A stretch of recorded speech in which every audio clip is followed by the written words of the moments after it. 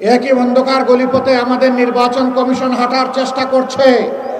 তারা নির্বাচনের দিন 400 মিটারের ভিতরে সব ধরনের রেকর্ডিং বা ক্যামেরা, মোবাইল সব কিছুকে তারা নিষিদ্ধ করতে যাচ্ছেন। আমরা পরিষ্কার বলে দিতে চাই, জুলাইয়ে ওই অপকর্ম যেমন মেনে নেওয়া হয়নি, আজকেও মেনে নেওয়ার কোনো প্রশ্নই উঠে না। নাহিদ ইসলাম বলেছেন, আজ সন্ধ্যার আগেই যদি এই প্রজ্ঞাপন প্রত্যাহার করে জনগণকে স্পষ্ট বার্তা দেওয়া না হয়, আগামীকাল নির্বাচন নয়, নির্বাচনী প্রক্রিয়া ভণ্ডুল করার জন্য যারা জটিলতা সৃষ্টি করছে তাদের বিরুদ্ধে আমাদের আন্দোলন শুরু হবে।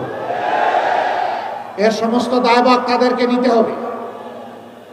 আমরা বহু জায়গায় দেখতে পাচ্ছি একটা পক্ষ, একটা মহল নির্বাচনে হেরে যাওয়ার ভয়ে তারা একবারেই হতাশ হয়ে পড়েছে এবং হতাশা থেকে তারা এখন চূড়াই পথেই নির্বাচনকে হাইজ্যাক করার চিন্তা করছে।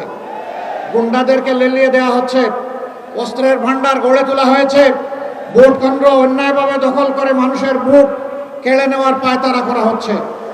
আমরা স্পষ্টভাবে বলে দিচ্ছি, জুলাই যোদ্ধারা ঘুমিয়ে পড়ে নাই, তারা এখনো জেগে আছে। তাদের সমস্ত অপকর্ম ইনশাআল্লাহ আমরা প্রতিহত করে দেব।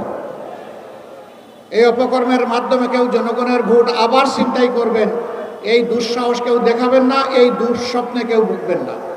আমরা কোনো ব্যক্তি, পরিবার, গোষ্ঠীর পক্ষে এই নির্বাচনে নামিনি, আমরা নেমেছি 18 কোটি মানুষের পক্ষে। আমরা ঘোষণা দিয়েছি স্পষ্টভাবে, আমরা কোনো দলীয় সরকার কায়েম করব না, আমরা জনগণের সরকার ইনশাআল্লাহ কায়েম করব। আমরা এও ঘোষণা দিয়েছি, আমরা নির্দিষ্ট কোনো দলের বিজয় চাই না, আমরা 18 কোটি মানুষের বিজয় চাই। 18 কোটি মানুষের বিজয় অর্জন হলেই এটি হবে আমাদের মহাবিজয় ইনশাআল্লাহ তাআলা আজিম।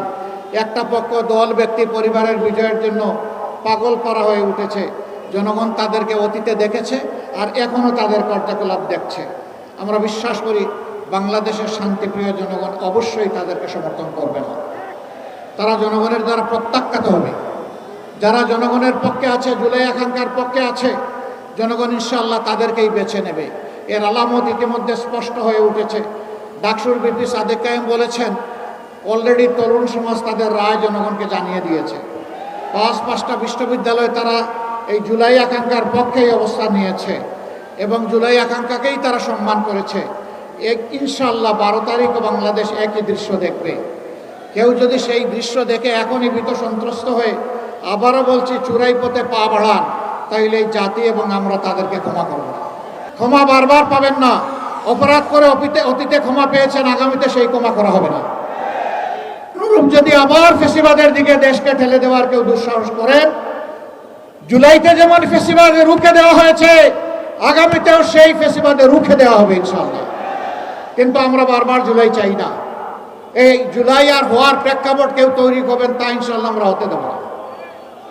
ইনশাআল্লাহ সত্যের বিজয় হবে, ইনসাফের বিজয় হবে, দুর্নীতিমুক্ত বাংলাদেশ হবে, ইনসাফ এই বাংলাদেশে কায়েম হবে। সকল শ্রেণী, পেশা, লিঙ্গ, বর্ণের মানুষ, ধর্মের মানুষ সমতার ভিত্তিতে ইনশাআল্লাহ তাদের অধিকার ফিরে পাবে।